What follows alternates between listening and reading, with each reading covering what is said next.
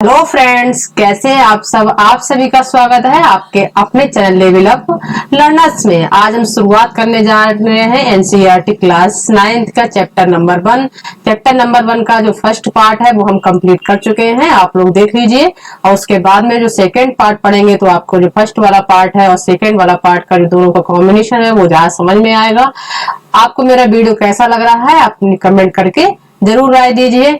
आप लोगों के लिए कोशिश की है और बेटर से बेटर करने की हमेशा कोशिश करेंगे।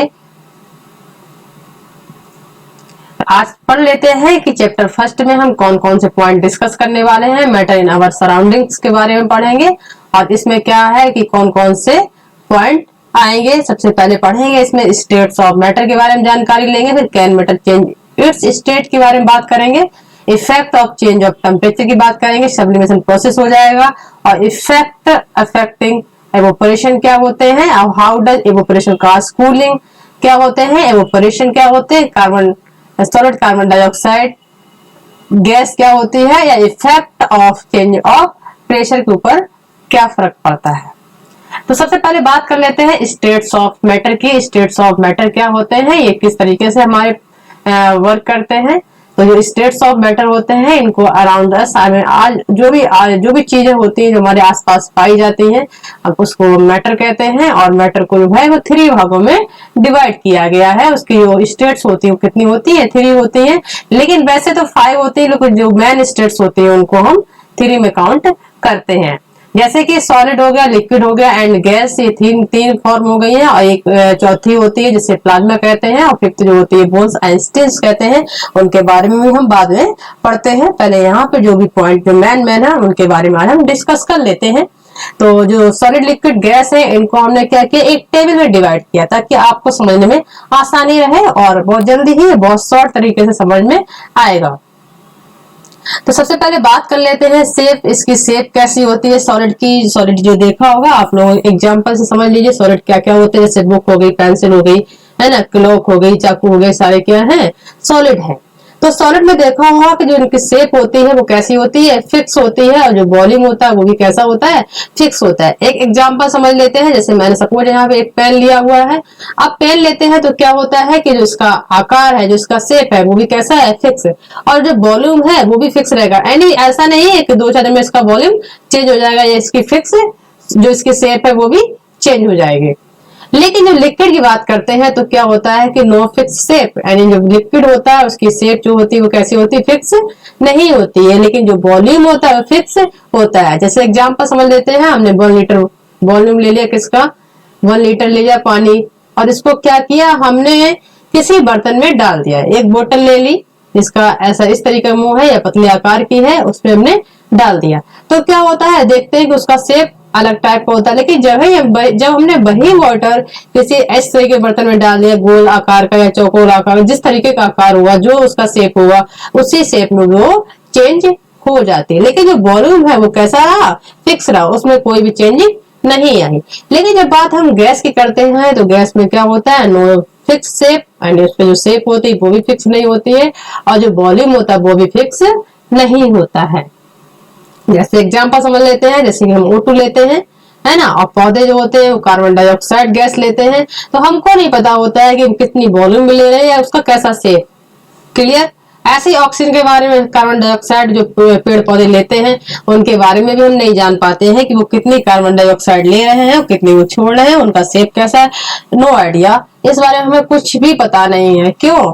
क्योंकि उनका शेप और वॉल्यूम फिक्स नहीं होता है। जब भी आप कोई चीज पढ़िए अपनी जो आसपास की वस्तुएं होती हैं उनसे रिलेटेड होकर पढ़िए, क्योंकि जो साइंस सब्जेक्ट एक ऐसा सब्जेक्ट है जो आप घर से जोड़ेंगे, हर चीज को अपनी रियल लाइफ से जोड़ेंगे तो वो आपको बहुत ज्यादा समझ में आएगा और बहुत अच्छे समझ में आएगा। एक एक पॉइंट क्लियर हो जाएगा। आप कमेंट करके बीच बीच में अपनी राय के बारे में जरूर देते रहिए, है ना। आपकी राय देने से हमें क्या होता है, आपको कमेंट से हमें मोटिवेशन पावर मिलती है। तो जो अब बात कर लेते हैं रिजिडिटी की, क्या होता है सोलिडिटी, इसका मीन्स होता है हार्डनेस या मजबूती, है ना। कोई चीज होती है जैसे कि सॉलिड होती है, वो कैसी होती है, आर रिजिड, यानी उनको हम तोड़ नहीं सकते, उनको हम मोड़ नहीं सकते, रिजिडिटी है, रिजिड है। और कैन नॉट फ्लो, उनको ना ही किसी तरीके से बहा सकते हैं या उनका कोई भी आकार फैल नहीं सकता है या चेंज नहीं हो सकता है। लेकिन लिक्विड, लिक्विड कैसा होता है, कैन फ्लो, आसानी से चेंज हो सकता है ना, फ्लो कर सकता है, लेकिन नॉट रेल, लेकिन हार्ड नहीं हो सकते हैं, है ना।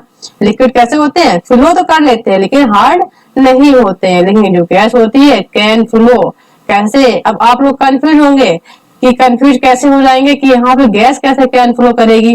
तो देखा होगा मैंने उस दिन भी आपको एग्जांपल बताया था कि एक रूम में आप अगरबत्ती लगा दीजिए और क्या होते हैं, उसके जो पार्टिकल्स होते हैं वो कैसे होते हैं, पूरे रूम को फिल कर देते हैं। तो क्या हो गया, कैन फ्लो, नॉट रिजिड, लेकिन कैसे होते हैं, वो रिजिड नहीं होते हैं, हार्ड नहीं होते हैं। अब इंटरमोलिकुलर फोर्स की बात करते हैं। इंटरमोलिकुलर फोर्स सॉलिड में बहुत ज्यादा होता है, लेकिन जो लेस देन सॉलिड यानी इसकी अपेक्षा लिक्विड में कम होता है। लेकिन जो गैस होती है वेरी लेस, इसमें बहुत कम होता है। जो इंटरमोलिकुलर फोर्स की, इंटरमोलिकुलर स्पेस की बात करते हैं जब हम, तो इंटरमोलिकुलर स्पेस जो होता है सॉलिड में कैसा होता है, वेरी लेस होता है, बहुत कम होता है। लेकिन उसकी अपेक्षा जो लिक्विड में होता है वो ज्यादा होता है, लेकिन जो गैस में होता है वो बहुत ही ज्यादा होता है। जैसे एग्जांपल यहाँ पे समझ लेते हैं। इस तरीके से हमने क्या किया, ये पार्टिकल्स ले लिए किसी चीज के, यानी लिक्विड ले लिया। अब देखा होगा कि इसमें जो पार्टिकल्स होते हैं, अब एक एग्जांपल के द्वारा और समझा देंगे, ग्राफ के द्वारा ज्यादा समझ में आएगा। उसके बाद हम बात करते हैं कंप्रेसिबिलिटी की, यानी कि जो कंप्रेसिबिलिटी होती है दबाव होता है, जो संपीड़न होता है, संपीड़न किस तरीके से, जो प्रेशर होता है किस तरीके से लगता है, सॉलिड कैसे होते हैं, इनके ऊपर ना के बराबर प्रेशर होता है। देखा होगा कि सॉलिड कोई भी चीज उसको दबाने से क्या होता है, वो पिघल जाए, वो उसका आकार चेंज हो जाता है, नहीं होता है। लेकिन जो लिक्विड होते हैं वो कंप्रेस आसानी से हो जाते हैं और हाईली कंप्रेसिबल, यानी कि जो गैस होते हैं वो बहुत ज्यादा कंप्रेसिबल होते हैं। अब यहाँ पे गैस के एक एक्टिविटी के द्वारा समझ लेते हैं कि गैस की एक्टिविटी कैसे समझते हैं, कंप्रेसिबल होते हैं या नहीं होते हैं, या कितने ज्यादा होते हैं। अभी बता कि ये बहुत ज्यादा होते हैं, तो कैसे समझते हैं। जैसे मैंने एग्जांपल लिया, यहाँ पे 3 सिरिंज ले ली और तीनों ही सिरिंज कैसे हैं, 100 ml की ले ली। हमने इसमें क्या किया, इसको खाली छोड़ दिया, इसमें एयर भर दी। सेकेंड वाले में क्या किया, हमने थोड़ा सा वाटर ले लिया और थर्ड वाले में हमने क्या किया, चॉकलेट। अब देखिए ये कैसा हो जाएगा, सॉलिड फॉर्म हो जाएगा, लिक्विड फॉर्म हो जाएगा और ये गैस फॉर्म हो जाएगा। तो देखा होगा जब इसको पिस्टन लगाते हैं, है ना, सिरेंज पे जब पिस्टन लगाते हैं तो जो गैस भरी होती है, जो गैस फिल होती है, उसमें क्या होता है, बहुत ज्यादा दाब लगाना पड़ता है, बहुत ज्यादा प्रेशर लगाना पड़ता है। इसलिए कैसे होते हैं, हाईली कंप्रेसिबल होते हैं। उसके बाद में बात कर लेते हैं सीएनजी गैस की और एलपीजी गैस और O2 गैस। ये क्या होते हैं, ये भी हाईली कंप्रेसिबल होते हैं। देखा होगा सीएनजी, ये गैस जो होती है ये वाहनों वगैरह में आजकल ज्यादा यूज की जाती है, वाहन बहुत ज्यादा इसके चलते हैं, क्योंकि कैसी होती है, नेचुरल गैस बोली जाती है, क्योंकि इसमें क्या होता है, जो वायु प्रदूषण होता है बहुत ही कम होता है, इसलिए ये ज्यादातर वाहनों में यूज करते हैं। सीएनजी का फुल फॉर्म होता है compressed natural gas.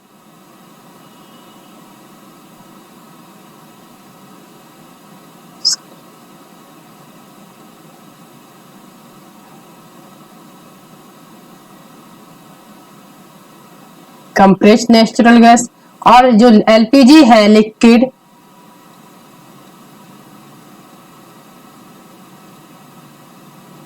Petroleum gas, ठीक है।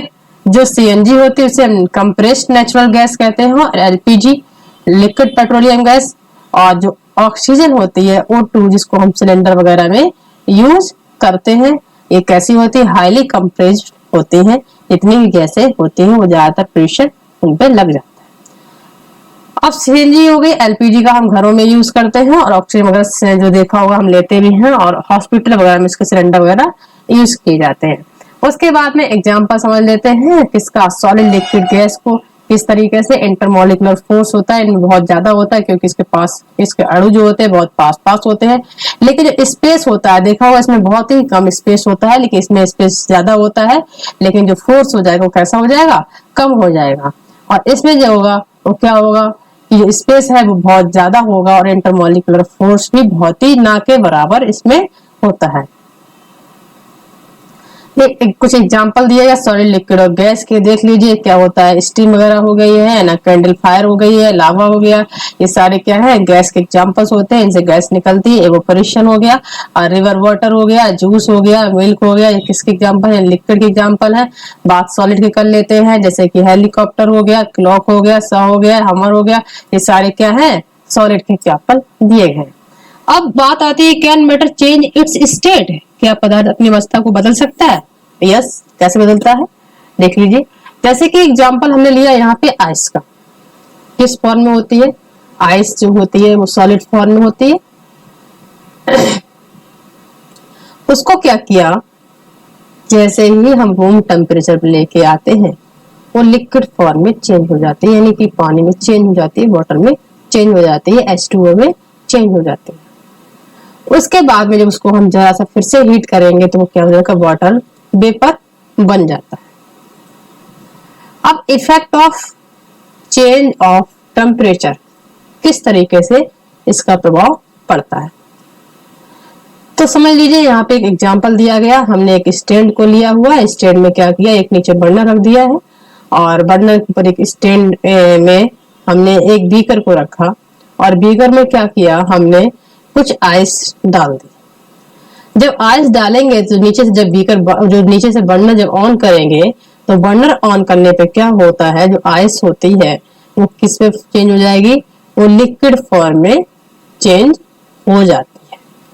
जब वही लिक्विड हमने दोबारा से फिर से हीट करना स्टार्ट कर दिया तो जो लिक्विड था वो चेंज हो गया, उसका किसमें, वेपर में, वाटर वेपर के भी रूप में चेंज हो जाता है। अब देखिए यहाँ पे जो फोर्स है, अट्रैक्शन फोर्स है, ये कैसा होता है, the melting point of solid is an indication of the strength of the force of attraction between its particles. इनके जो पार्टिकल्स होते हैं उनके बीच में क्या होता है, अट्रैक्शन फोर्स को दर्शाता है, या अट्रैक्शन फोर्स होता है। एक एग्जांपल और ले लेते हैं, जैसे सॉलिड स्टेट, यहाँ पे आइस हो गई, उसको क्या किया, हमने हीट किया, लिक्विड फॉर्म में चेंज हो गई, हमने यहाँ वाटर चेंज हो गया। उसके बाद फिर से हीट किया, यहाँ गैस में चेंज हो गई, यानी कि वेपर में चेंज हो जाएगा। इसको हमने कूल किया तो क्या हो गया, लिक्विड स्टेट में बदल गई, और फिर से हम इसको कूल करेंगे तो सॉलिड स्टेट में चेंज हो जाएगा। अब एक एग्जाम्पल से समझ लेते हैं, बहुत अच्छा सा एग्जाम्पल। जैसे सपोज हमने आइस फ्रिज से निकालते हैं, और जब फ्रिज से आइस निकालते हैं तो देखा होगा जैसे ही कुछ देर बाहर रखी रहती है तो वो कुछ देर में लिक्विड फॉर्म में चेंज हो जाती है। लिक्विड फॉर्म में चेंज होने के बाद में उसी हमने लिक्विड फॉर्म यानी पानी जिसका बन चुका है उस पानी को हमने क्या किया, फिर से हमने बाहर या बर्नर ऑन कर देते हैं, गैस ऑन कर देते हैं, या तो मैं उसको गर्म कर लेते हैं। और गैस को अगर पानी को गर्म नहीं करना है तो उसे सनलाइट यानी धूप में रख सकते हैं, और जब धूप में रख देते हैं तो देखा होगा पानी जो धीरे धीरे करके वहां से उड़ जाता है, एवोपरेशन हो जाता है। फिर से क्या करते हैं, जब पानी जो है उसमें एवोपरेशन होने लगा, भाप बनने लगा, फिर उसको क्या करते हैं, थोड़ी देर के लिए कूल कर देते हैं, उसको ठंडा करते हैं, और ठंडा करने के बाद देखा होगा उसमें बूंदे से बन जाती है, वो लिक्विड फॉर्म फिर से चेंज हो जाता है, और फिर से वही सॉलिड फॉर्म में चेंज हो जाए। बात करते हैं सब्लिमेशन प्रोसेस। सब्लिमेशन प्रोसेस क्या होते हैं, इनको हम समझ लेते हैं। सब्लिमेशन प्रोसेस जो क्या होते हैं, सॉलिड से चेंज, कोई भी चीज, कोई भी पार्टिकल्स, कोई भी मैटर जो हमारा क्या है डायरेक्ट सॉलिड से चेंज होता है, किसमें, गैस फॉर्म में, यानी लिक्विड फॉर्म को कैंसिल करते हुए लिक्विड फॉर्म में चेंज नहीं होता है, direct solid change to gas form में। जैसे एग्जांपल यहाँ पे दिया गया है अमोनियम क्लोराइड का, है ना। अमोनियम क्लोराइड का जो फॉर्म अमोनियम क्लोराइड होता है वो क्या होता है, उसके बीच में सब्लिमेशन प्रोसेस होता है, वो डायरेक्ट चेंज हो जाता है किसमें, सॉलिड टू गैस फॉर्म में। एक एग्जांपल और समझ लेते हैं, कपूर या कम्फूर जिसे बोलते हैं, कपूर क्या होता है। उसके बाद हम बात करते हैं effect of change of pressure, दाब परिवर्तन का प्रभाव क्या होगा इसमें, यानी प्रेशर का क्या इफेक्ट पड़ता है। सपोज हमने क्या किया, यहाँ पे 3 सिलेंडर ले ली, और में हमने क्या किया, लिक्विड फिल कर दिया, और उस पे ऊपर से पिस्टन लगाना यानी दाब लगाना, प्रेशर लगाना शुरू कर दिया। तो जब प्रेशर लगाएंगे तो क्या हुआ, और टेम्परेचर धीरे धीरे यहाँ पे घटने लगेगा। तो जब प्रेशर ज्यादा लगेगा, टेम्परेचर कम होगा, तो क्या होगा कि जो गैस होगी वो द्रव में बदल सकती है। उसके बाद बात कर लेते हैं सॉलिड कार्बन डाइऑक्साइड, है ना, जिसे हम क्या कहते हैं, ड्राई आइस कहते हैं, शुष्क बर्फ कहते हैं। एग्जाम में बहुत क्वेश्चन पूछा जाता है कि ड्राई आइस क्या होती है। तो ड्राई आइस जो होती है वो क्या होती है, जैसे जो डायरेक्ट कैसी होती है, सॉलिड फॉर्म से चेंज हो जाती है, किसमें, गैसियस स्टेट में डायरेक्टली कन्वर्टेड हो जाती है। जैसे ये सब्लिमेशन का ही एक प्रोसेस है, और टेम्परेचर वहां पे कितना होना चाहिए, 1 एटमॉस्फेयर प्रेशर होना चाहिए।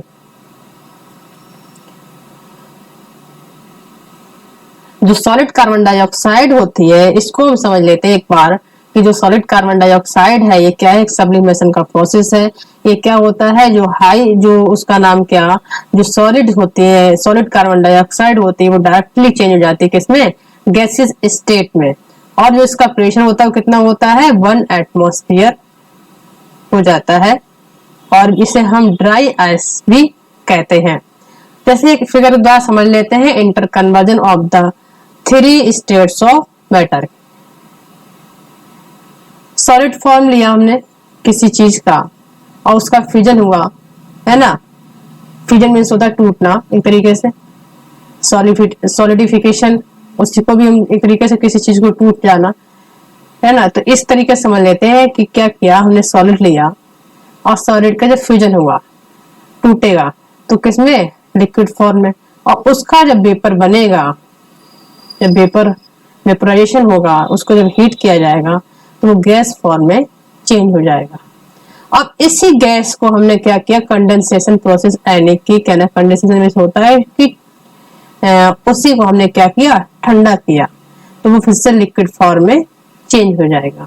और लिक्विड फॉर्म में क्या किया हमने, सॉलिडिफिकेशन किया, और यानी कि उसको हमने क्या किया, फिर से कूलिंग किया, तो वो सॉलिड में चेंज हो जाएगा। लेकिन बात जब हम यहाँ करते हैं सब्लिमेशन प्रोसेस की, यानी कि कोई भी प्रोसेस, कोई भी पार्ट मैटर सॉरी, जो सॉलिड से डायरेक्टली चेंज होता है किसमें, गैस फॉर्म में, और गैस फॉर्म से डायरेक्टली चेंज होता है किसमें, सॉलिड फॉर्म में। एक और एग्जांपल समझ लेते हैं सब्लिमेशन का। आप लोगों ने नेप्थलीन बॉल सुनी होंगी, नेप्थलीन, इसे हम क्या कहते हैं, कुनैन कहते हैं। कुनैन की गोलियां वगैरह मार्केट में मिलती हैं। तो उसमें क्या होता है, जो हम देखा होगा कि हम कुछ दिन के लिए उनको कपड़ों में रख के छोड़ देते हैं, तो वो सॉलिड फॉर्म में होती है, वो अपने आप ऑटोमेटिक गायब हो जाती है। क्यों, क्योंकि वो कैसी होती है, सॉलिड से डायरेक्टली चेंज हो जाती है किसमें, गैस फॉर्म में। ये बहुत अच्छा एग्जांपल है सब्लिमेशन प्रोसेस का। उसके बाद हम बात कर लेते हैं एवोपरेशन की। एवोपरेशन क्या होता है, एवोपरेशन मीन्स होता है कोई चीज डायरेक्टली बाष्पीकरण होना एक तरीके से, है ना। जैसे कि देखा होगा कि हम आसपास के कोई भी पानी, जैसे आसपास जहाँ पानी भरा होता है, चाहे वो तालाब हो, नदी हो, नहर हो, है ना, तो वहां पे क्या होता है कि जब सनलाइट ज्यादा निकलती है, सूरज ज्यादा तेज निकलता है, तो क्या होता है, वो पानी धीरे धीरे एब्जॉर्ब हो जाता है, तो उसे क्या कहते हैं, एवोपरेशन कहते हैं। इसे बाष्पीकरण प्रक्रिया या प्रोसेस कहते हैं। जैसे देखा होगा जब सर्दियां होती है तो वहां पे कोहरा बहुत ज्यादा होता है, और जब सनलाइट, जब सूरज निकलता है तो धीरे धीरे कोहरा वहां का खत्म हो जाता है। क्यों, क्योंकि ये एवोपरेशन प्रोसेस कहलाता है। उसके बाद हम बात कर लेते हैं फैक्टर्स अफेक्टिंग एवोपरेशन। तो क्या क्या इफेक्ट पड़ता है, क्या क्या प्रभावित करने वाले कारक होते हैं इसके। तो सबसे पहले बात कर लेते हैं टेम्परेचर की, उसका सरफेस एरिया की, उसके बाद में ह्यूमिडिटी की। तो एक एग्जांपल समझ लेते हैं। सबसे पहले हमने यहाँ पे क्या किया कि कोई बीकर ले लिया इस तरीके से, ये हमारा 100 ml का बीकर है, इसका सरफेस एरिया इस तरीके का है, और एक हमने बीकर इस तरीके से लिया बड़ा, जो हमारा कितना है, 500 ml का है। अब देखिए इसका जो एरिया हुआ वो छोटा है और इसका एरिया बड़ा। इसमें हमने क्या किया, दोनों में वाटर को फिल कर लिया अच्छे से। अब जब टेम्परेचर कैसा होगा, जब टेम्परेचर इंक्रीज होगा, ये जो सिंबल है इंक्रीज का, जब टेम्परेचर इंक्रीज होगा तो रेट ऑफ इवोपरेशन भी कैसा होगा, इवोपरेशन भी कैसा होगा, इंक्रीज होगा। कैसे?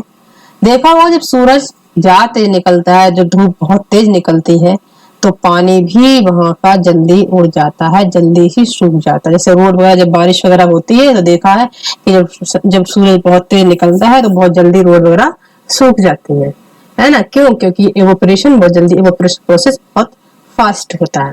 अब सेकंड बात करते हैं सरफेस एरिया की। सरफेस एरिया मीन्स होता है जैसे कि जो इसका आकार होता है, देखिए कैसा है, इसका कम है, इसका ज्यादा है। तो जब सरफेस एरिया ज्यादा होगी तो इवोपरेशन प्रोसेस भी कैसा होगा, ज्यादा हो जाएगा। उसके बाद में ह्यूमिडिटी की बात करते हैं तो रेट ऑफ इवोपरेशन डिक्रीज होगा। तो ह्यूमिडिटी कैसी होती है, इंक्रीज होती है। जैसे देखो बरसात का जब टाइम होता है तो धूप बहुत कम निकलती है ना। जब धूप बहुत कम निकलती है तो इवोपरेशन बहुत कम हो जाता है, और जब इवोपरेशन बहुत कम होता है तो वहां पे ह्यूमिडिटी जो होती है वो बहुत ज्यादा इंक्रीज हो जाती है, आर्द्रता बहुत ज्यादा इंक्रीज हो जाती है। How does evaporation cause cooling, किस तरीके से कूलिंग करता है, किस तरीके से काम करता है, इसके बारे में समझ लेते हैं। देखा होगा कि जो हम लोग नेल पॉलिश लगाते हैं, जो नेल पॉलिश लगाते हैं, नेल पॉलिश जब रिमूव करते हैं, रिमूव करने पे क्या होता है, उसमें एक एसीटोन होता है, एक केमिकल होता है जिसका नाम होता है एसीटोन। तो जब उस पे एसीटोन यूज करते हैं तो वो ठंडा लगता है। क्यों? क्योंकि क्या होता है, हमारे आसपास क्या होता है, जो एरिया होता है, जो हथेली का एरिया होता है, उसे क्या कर देता है, वो इवोपरेशन कर देता है, इवोपरेट कर देता है, जिसके कारण क्या होता है, वो हमें ठंडा ठंडा महसूस होता है। अब उसके बाद में बात कर लेते हैं कि जो हमारे पास जो गर्मियां होती है, भाई should be wear cotton clothes in summer.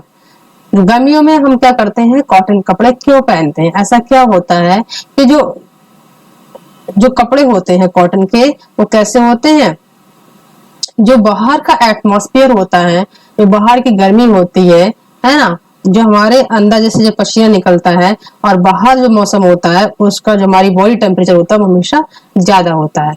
तो वहां पे क्या होगा कि जो बॉडी टेम्परेचर होगा उसको जब कॉटन कपड़े हम पहन ले, कॉटन कपड़े क्या होते हैं, जो ठंडक होती है उसको ज्यादा एब्जॉर्ब कर लेते हैं, और इसी वजह से क्या होता है कि हमेशा गर्मियों में व्हाइट कपड़े पहने जाते हैं या कॉटन कपड़े पहनते हैं वो। उसके बाद में बर्फीली जल से भरे गिलास की बाहरी सतह पर जल की बूंदें नजर आती हैं। ऐसा क्यों होता है? क्योंकि क्या होता है कि देखा होगा जब फ्रिज वगैरह से हम बर्फ निकालते हैं, तो फ्रिज से जब बर्फ निकालते हैं तो उसमें क्या होता है, उसमें कुछ इस तरीके से बूंदें जमी होती हैं, और वो जैसे ही बाहर का एटमॉस्फेयर से हवा लगती है, एनर्जी उसको मिलती है, तो क्या होता है, उसमें बूंदों के रूप में दिखाई पड़ता है। जो बूंदें होती हैं वो जल के फॉर्म में, जल के रूप में चेंज हो जाती है। ये भी एक इवोपरेशन का ही प्रोसेस है। आज क्लास हम यही पे समाप्त करते हैं। आप लोगों को मेरी क्लास कैसी लग रही है आप अपनी कमेंट के द्वारा बता सकते हैं, और हमारे चैनल को अगर आप लोगों ने सब्सक्राइब नहीं किया है तो आप चैनल को सब्सक्राइब कीजिए, और लिंक शेयर कीजिए और लाइक कीजिए। और क्या करेंगे, जब आप सब्सक्राइब करेंगे तो वहां पे ऑल बेल लिख के आएगा, तो ऑल बेल वाली बटन को क्लिक करना है, जिससे क्या होगा कि जो भी नोटिफिकेशन यहाँ से डाला जाएगा वो आराम से पहुंच जाएगा। आप लोगों का बहुत बहुत धन्यवाद।